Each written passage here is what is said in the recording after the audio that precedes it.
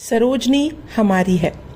यदि हिंदू और मुस्लिम पारस्परिक सहनशीलता के दैव्य गुण का अभ्यास करें और एक दूसरे के धर्म कर्म उपासना में विवेकहीन बाधाएं डालने की अंतकपूर्ण कार्यवाही के बिना एक दूसरे के जीवन को पूर्ण स्वतंत्रता प्रदान करना सीख लें, यदि वे एक दूसरे के धर्म के सौंदर्य और एक दूसरे की सभ्यता के वैभव का सम्मान करना सीख लें, यदि दोनों संप्रदायों की महिलाएं अपने सम्मान भागनित्व की घनिष्ठ मैत्री में संयुक्त होकर पारस्परिक मधुरय और समन्वय के वातावरण में अपने बालकों का लालन पालन करें, तो हम अपने मनोरथ की सिद्धि के अत्यंत समीप पहुंच जाएं।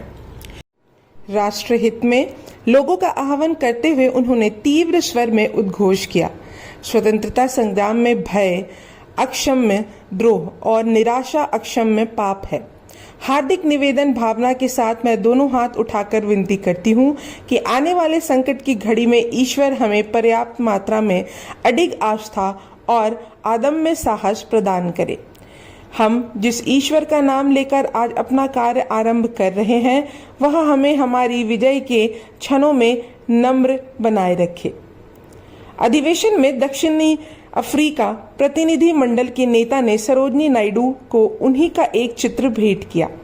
सभा को संबोधित करते हुए उन्होंने कहा था, दक्षिण अफ्रीकी भारतीयों ने भारत को संसार का महानतम जीवित व्यक्ति दिया है। महात्मा जी हमारे हैं, सरोजनी नायडू भी हमारी है। आपको हमें कम से कम 1 या 2 नेता देने होंगे जो दक्षिण अफ्रीका जाएं और हमारे संघर्ष में भाग लें।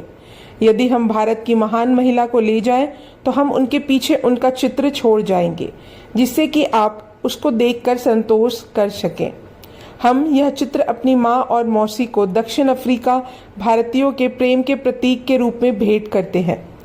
कांग्रेस का विभाजन हो चुका था, इससे उसकी कमजोरी जगजाहिर हो चुकी थी। इसलिए 1 वर्ष के कार्यकाल के दौरान सरोजनी नायडू ने सरकार विरोधी गतिविधियों की अपेक्षा संगठनात्मक शक्ति में वृद्धि पर अधिक जोर दिया।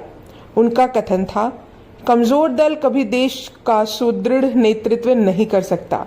जो अपनी अंतर्कलह एवं अस्थिरता को नियंत्रित नहीं कर सकता, वह सरकार की कुटिल नीतियों का विरोध किस प्रकार कर सकता है।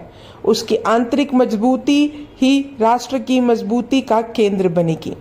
यह भाग यहीं समाप्त होता है। अब हम अगले भाग में जानेंगे मदर इंडिया का जहर। तब तक के लिए धन्यवाद।